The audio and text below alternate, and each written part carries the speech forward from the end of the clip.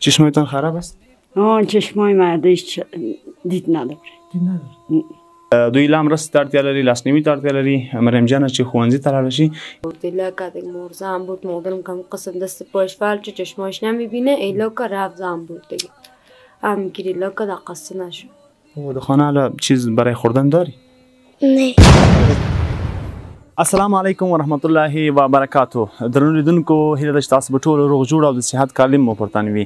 د طرف سره راغلی یو د افغانستان پلازمینې ته. دلته هم د یوې داسې بېوزلې کورنۍ له احوال څخه مو خبرو چې د غربت په وروستي حد کې قرار لري. دا چې څه ډول ژوند دی دا زموږ سره پاتې شئ.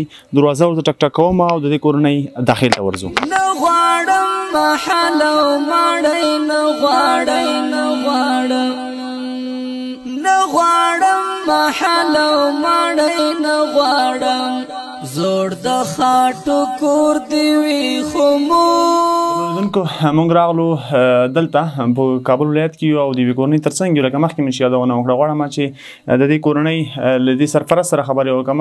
د دې کورنۍ سرپرست زموږ تاسو یوه مورکۍ ده. مورکۍ مې تر څنګ ناشته غواړم چې د دې ژوند په اړه څو پوښتنې ترې وکړم. مادر جان خیلی خوش آمدید. اگر میشه همون کیسه زندگیتان کنی که با کدام مشکل روبرو هستید؟ دنمی مقصد من دنمی رقم دنمی جا افتادیم.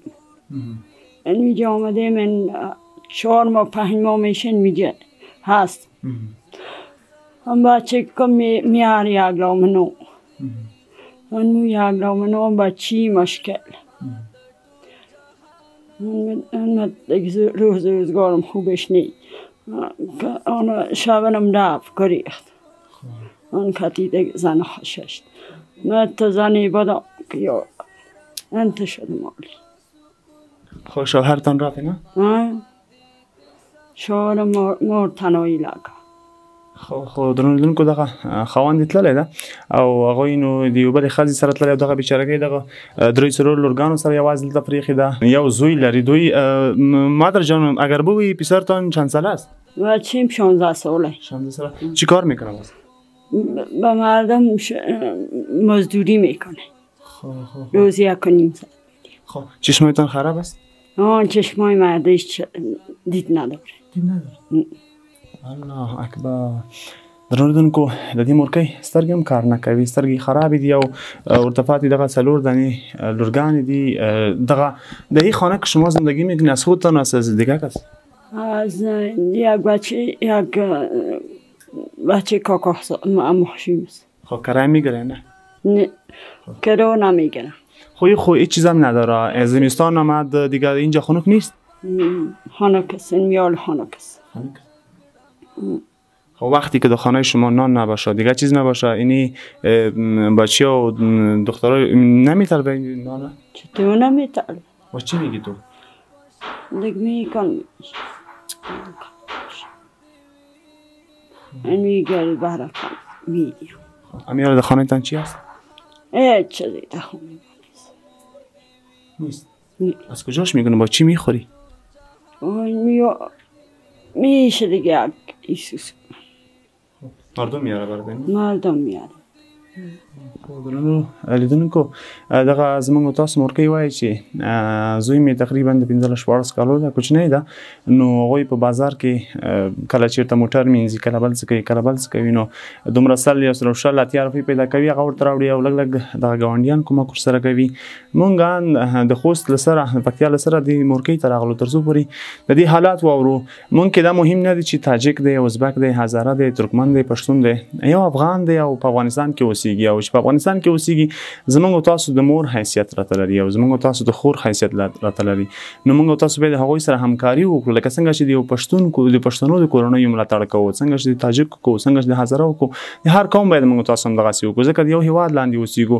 زموږ دغه مورکۍ چې وږي وي او دغه کوچني کوچني ماشومان چې وږي وي او شپه نهاره تېروي څه ډول موږ تاسو آرام خوب وکړو څه ډول به زموږ تاسو کوچني کوچني ماشومان آرامه واوسېږي. تر څنګ مې دغه کوچني ماشومان هسته دی غواړم چې له دې سره لنډې خبرې وکړم چې دوی ژوند څنګه دی او څه کوي په خپل ژوند کې څومره خوشحاله دي. اسمتان چی است؟ نامتان چی است؟ مریم. مریم جان مکتب میری؟ نه. چرا؟ نمیرم. خب پدرتان کجاست؟ پدرم در خانه خود. در خانه خود؟ شما رو ایله کده؟ آه. خب در خانه حالا چیز برای خوردن داری؟ نه. خواهر جان اگر شما بگویی زندگیتان چطور میگذره؟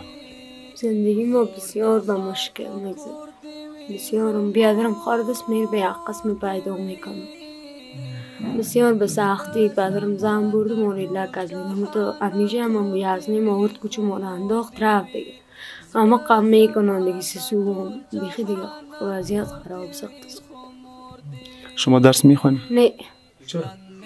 نیست وضع اقتصاد کالا مثلا کتاب چه سخت است. سخت است. اگر زمینه برای مساعد شوه کسی کمک کنه که شما برای شما پیسه روان کنه یا حمایت شما کنه باز مکتب میری؟ از مخال خلاف شد بیان در کلام شدیم دوتا میره ایرم میرفت کشیدیم نتونستیم دیگه چیز کرد مدرسه میر خلاص مکتب چیز نمیره. آقایتان رفت نه؟ رفتم زن بردی لکه دیگه مور زن بود مادرم کم قسم دست پاش فلچه چشماش نمیبینه ایلا که رفت زن بود دیگه هم گیری لکه دا قصه نشد. حالا در خانه چیز برای خوردن داری؟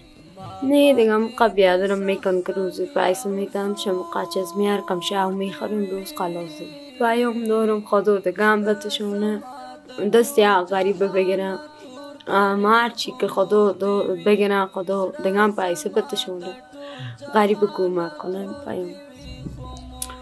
ترنودونکو د دې خورکۍ پیغام واورېده وای چې په ما باندې خو عمر تیر ده چون دومره لوی هم نه ده خو وایي چې په ما باندې عمر تیر یعنې زه خو یې نه لولم درس خو که دغو کوچنیو خورګانو لپاره مې زمینه جوړه شي مساعده شي تر څو دوی تر ښوونځیو پورې لاړ شي دا به هم ډېره غوره خبره وي او پیغام یې هم تاسو ته وړاندې کړ چې زموږ سره همکاري وکړئ یا الله تعالی دې نورې هم درکړي خو چې د غریبانو لاس هم ورسره ونیسئ. د دې کورنۍ حالات نهایت زیات خراب دی دا چې دوی دلته اوسېږي او یو پردی کور دی نه ور لري نه ورسۍ لري او ژمی هم را روان دی اوس په الحال د خوراک لپاره هېڅ هم نه لري.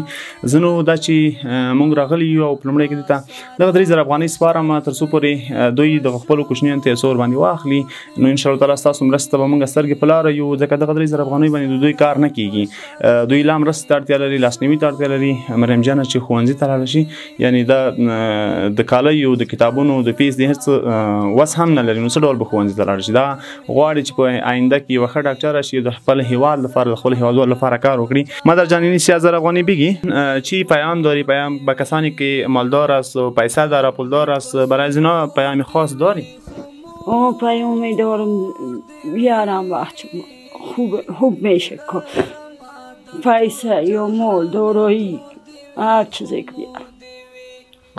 خو درنو هیوادوالو دغه مرکې وایي چې هغه څوک چې پیسې لري مالداره وي لطفا زموږ سره د همکاري وکړي ځکه چې د دوی ژوند نو نهایت زیات خراب دی دا چې څوک په دري ژبه باندې نه پوهېږي یا د دوی په ژبه باندې نه پوهېږي نو هیله ده چې زموږ په ژبه پوه شوي واوسېږي او د دې کورنۍ سره همکاري وکړي. دغه هغسې خلک دي چې د دوی غږ تر اوسه پورې چا نه ده اورېدلی لطفا د دې سره همکاري وکړئ. مخکې مې یادونه وکړه چې په سکرین باندې زموږ د وټساپ شمارې شته تاسو هغو ته کولی شئ میسیج وکړئ خپلې مرستې مو زموږ تر بنیاد زموږ تر بنسټ راورسوئ موږ هم تر داسې بېوزلو او تر دې کورنۍ رارسوو تر بیا چې زه جوهر او صدیقي رازو موږ ته اجازه راکوئ په پاک رب مو سپارو ښاد آباد خوشحاله او ارامه اوسئ.